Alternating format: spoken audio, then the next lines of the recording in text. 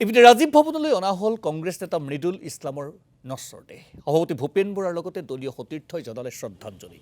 মৃদুল ইছলামক ইতিমধ্যে শ্বহীদ ঘোষণা APCCৰ সভাপতি ভূপেন বৰাৰ।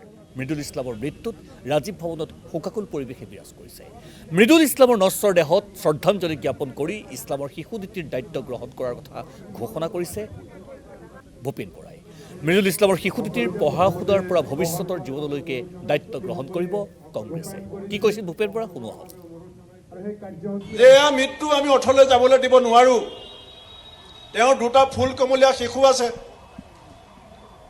ফুল কমলীয়া শিশু মাকে কেনেকৈ খবৰটো লৈছে, আমাৰ এটা টীম গৈ পেলাই তাত আছে, মই নাজানো। মই অনুমান কৰিব পাৰিছোঁ, কল্পনা কৰিব পাৰিছোঁ যে হঠাৎ যেতিয়া তেওঁৰ পৰিবাৰে খবৰটো পাইছে, সেই ঘৰখনৰ অৱস্থা কি হৈছে আমি সকলোৱে অনুমান কৰিব পাৰোঁ।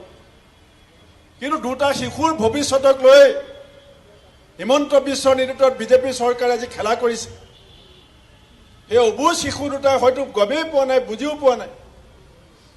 মই কংগ্ৰেছ সভাপতি হিচাপে মোৰ কেন্দ্ৰীয় নেতৃত্বৰ সৈতে কথা পাতিছোঁ। আজিৰ পৰা মৃদুল ইছলামৰ দুটা সন্তানৰ ডাঙৰ দীঘল কৰা, শিক্ষা দীক্ষা কৰা দায়িত্ব আমি অসম প্ৰদেশ কংগ্ৰেছ কমিটিয়ে গ্ৰহণ কৰিছোঁ। আমি খুব সোনকালে আনুষ্ঠানিকভাৱে ঘোষণা কৰিম যে আমি সেই সন্তান দুটাক কেনেকৈ আমি তুলি তালি ডাঙৰ দীঘল কৰি মানুহ বনাম। মই বহুত দীঘলীয়াকৈ কথা নকওঁ, কিন্তু আমাৰ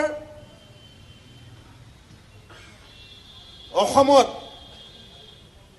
বীৰৰ পূজা হয়।